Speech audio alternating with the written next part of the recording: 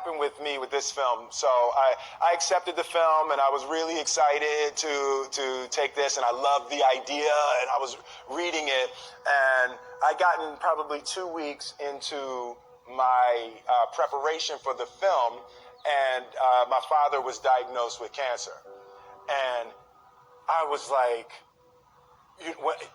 first it stunned me, and then it was the magical work of the universe. I could not believe that this was the film I was working on, and I was, forced to face, my father's mortality. So it was rough for about a week, and I got it together, and I decided that we would use the process of the character who was suffering a loss, and I would share my preparation with my father. And so we just started talking about love, time, and death. And it was some of the most open and powerful conversations that we'd ever had. And they gave him 6 weeks, and he lived for 4 months. So about 3 months into the 6 weeks, I go to see him one day, and he said, "Man, this shit is embarrassing."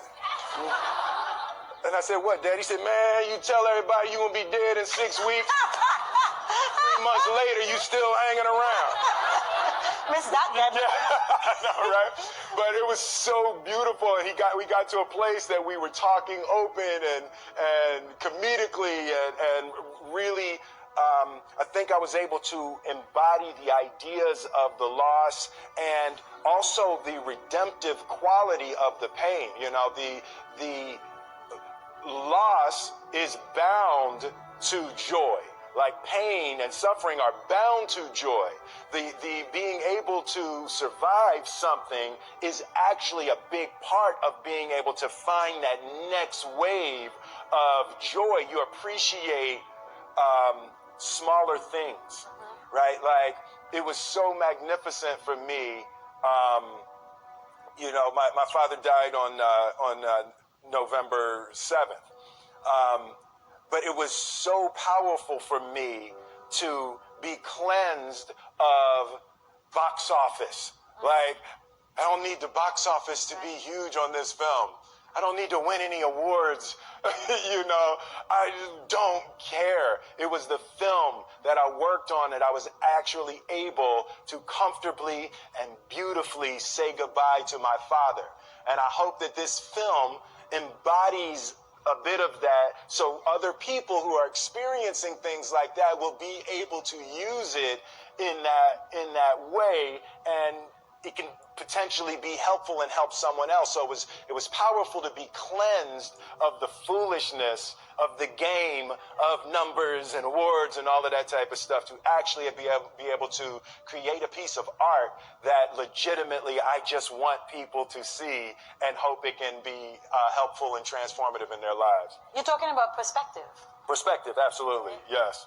Yes. How much does fear play into preventing us from grasping perspective, though? Oh no, fear is everything. Yeah, like if there was one concept that I would suggest to people to take a daily confrontation with, is fear.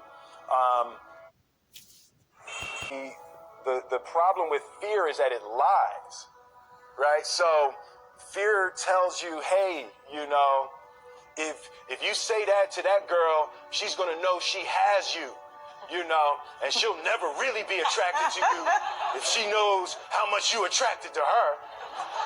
Don't say that. No, how we get her is when she walks by, ignore her. Right, it's a swoop. It's like, pop it on your shoulder. Fear tells you dumb shit like that, right? So for me, the daily confrontation with fear has become a real practice for me since about three years ago.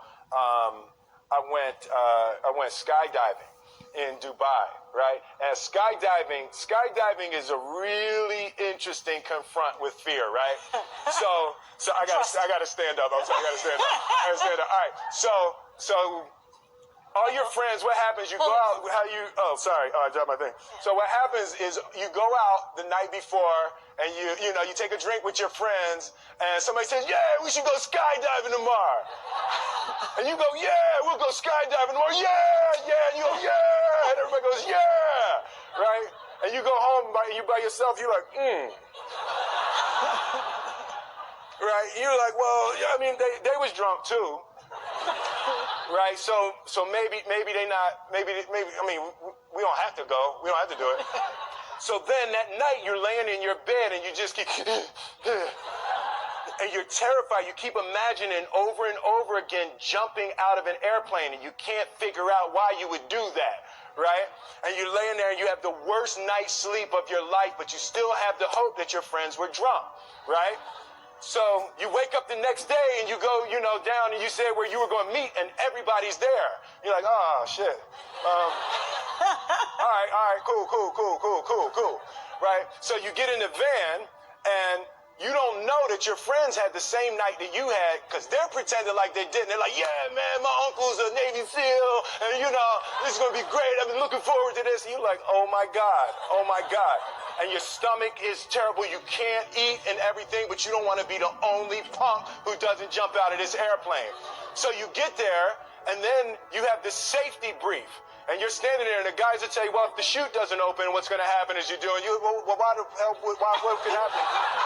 That the chute wouldn't open, right?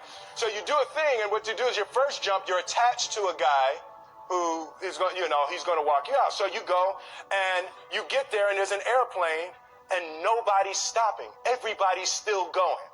So you get onto the airplane, and you're sitting there, and it's extra because you're sitting on some dude's lap, some stranger. You're sitting on his lap, and it's like, you're trying to make small talk. Yeah, man. So you be jumping with people all the time, huh? Right? So, and then you just want to make sure, you got kids, right? You got people you need to see, right?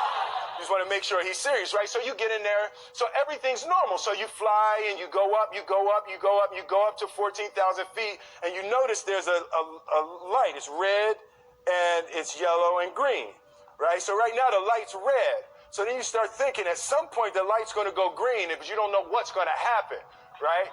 And you wait and it goes yellow and the light goes green and somebody opens the door.